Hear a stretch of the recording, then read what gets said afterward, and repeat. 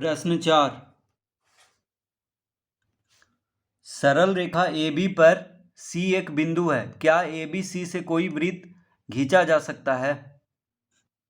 तो कह रहा है कि सरल रेखा AB पर, देखिए एक सरल रेखा AB है, ठीक है, AB एक सरल रेखा है,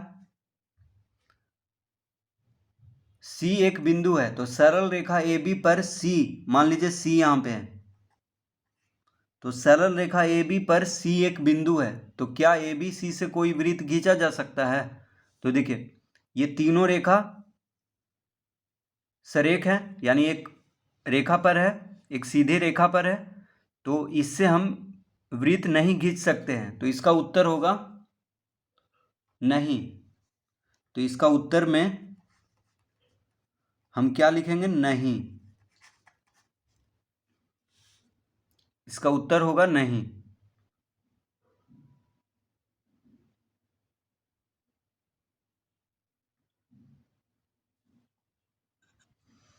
प्रश्न 5।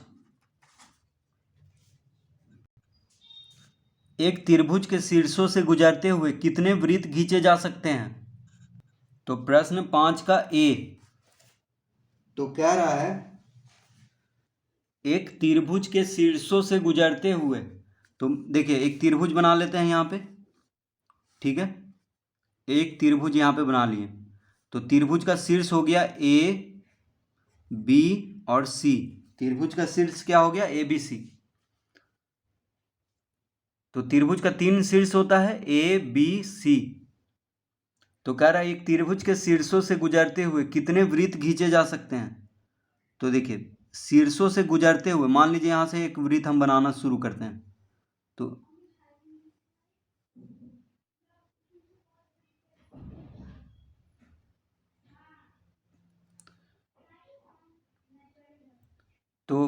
त्रिभुज के शीर्षों से गुजरते हुए कितने वृत्त खींचे जा सकते हैं?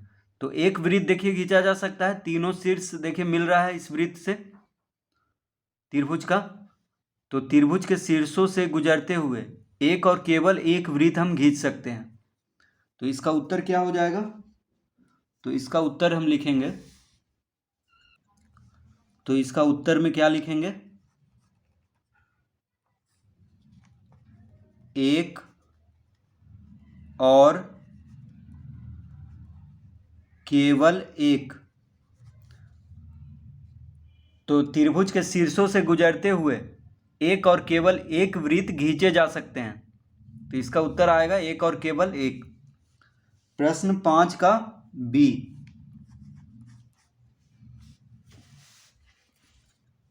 दो भिन्न वृत्त एक दूसरे को अधिक से अधिक कितने बिंदुओं पर काट सकते हैं? तो यहाँ पे क्या कह रहा है कि दो भिन्न वृत्त, यानी दो अलग अलग वृत्त है। देखिए तो एक वृत्त हम पहले बना लेते हैं इस तरह से, एक वृत्त हो गया। अब कह रहा है कि दो भिन्न वृत्त एक दूसरे को अधिक से अधिक कितने बिंदुओं पर काट सकते हैं? तो एक और वृत्त हम बनाते हैं यहाँ पे।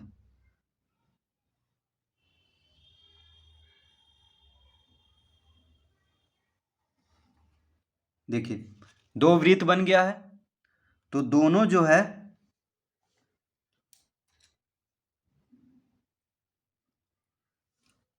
दो भिन्न वृत्त एक दूसरे को अधिक से अधिक कितने बिंदुओं पर काट सकते हैं? तो देखिए एक बिंदु यहाँ पे मिला है ए और एक बिंदु यहाँ पे बी। दो बिंदु पे काट सकता है दो भिन्न वृत्त। देखिए दो ही बिंदु पे मिलेगा, एक यहाँ मिल रहा है एक यहाँ पे। तो दो वृत्त जो होगा एक दूसरे को दो बिंदुओं पर काट सकता है। तो इसका उत्तर क्या लिखेंगे हम? तो इसका उत्तर लिखेंगे 2। इसका उत्तर होगा 2, यानी दो भिन्न वृत्त एक दूसरे को दो बिंदुओं पे काट सकता है।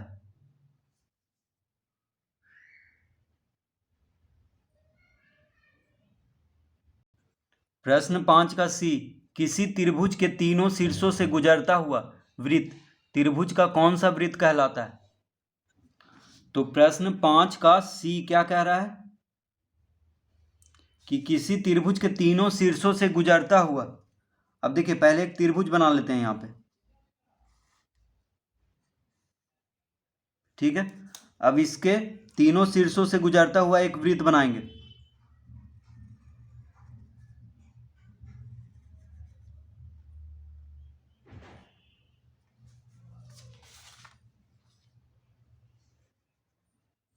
इस तरह से, ठीक है। तो कह रहा है कि ये हो गया, देखिए त्रिभुज का 3 शीर्ष हो गया, ए बी और सी, तीनों शीर्ष से एक वृत्त गुजर रहा है। तो किसी त्रिभुज के तीनों शीर्षों से गुजरता हुआ वृत्त त्रिभुज का कौन सा वृत्त कहलाता है? तो ये कहलाता है परिवृत्त। इसका क्या नाम होता है? तो इसका नाम लिखेंगे परिवृत्त। इसका उत्तर क्या होगा? परिवृत्त।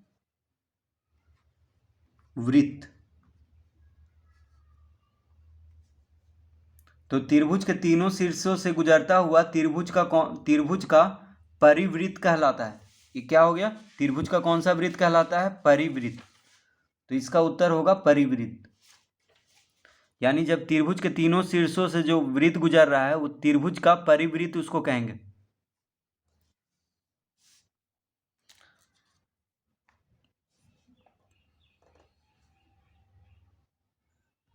प्रश्न 6, एक वृत्त पर ए बी सी और डी 4 बिंदु है, निम्नलिखित में सही कथन को पहचानें। तो सबसे पहले एक वृत्त बना लेते हैं यहाँ पे।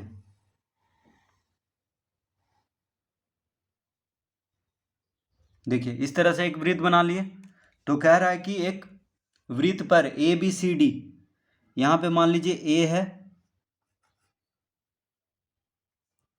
यहाँ पे बी है, यहाँ पे सी है और यहाँ पे डी है। तो कह रहा है कि एक वृत्त पर ए बी सी और डी 4 बिंदु है। क्या है? 4 बिंदु है एक वृत्त पर। निम्नांकित में सही कथन को पहचानें। तो सही कथन क्या क्या है? तो देखिए पहला कथन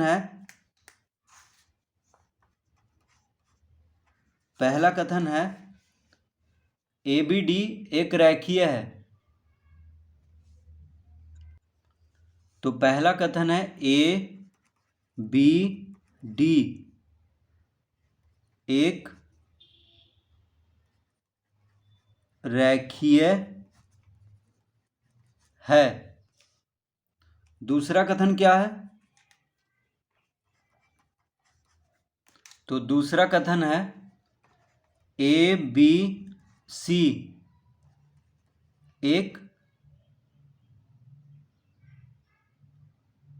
रेखीय है, एक रेखीय है।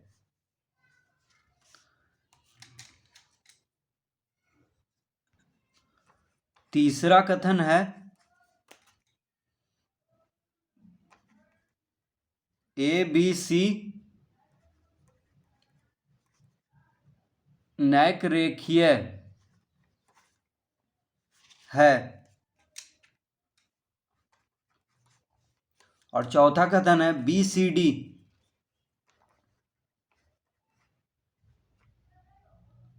एक रेखीय है। ये चारों कथन है, ठीक है। तो कह रहा है कि एक वृत्त पर ए बी सी और डी 4 बिंदु है, निम्नलिखित में सही कथन को पहचाने। तो इसमें सही कथन को पहचानना है। तो देखिए एक रेखीय मतलब हो गया एक रेखा पर, ठीक है। एक रेखीय मतलब क्या हो गया? एक रेखा पर। तो ए बी डी एक रेखीय है।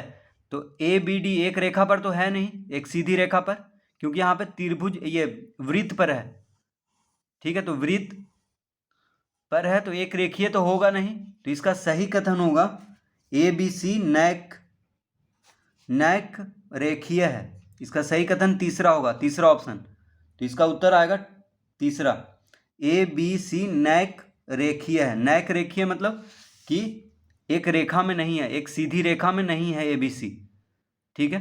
क्योंकि ए बी सी किस पे है? एक वृत्त पर है। तो इन चारों में से इसका सही जो उत्तर होगा तीसरा होगा, ए बी सी नैक रेखीय है।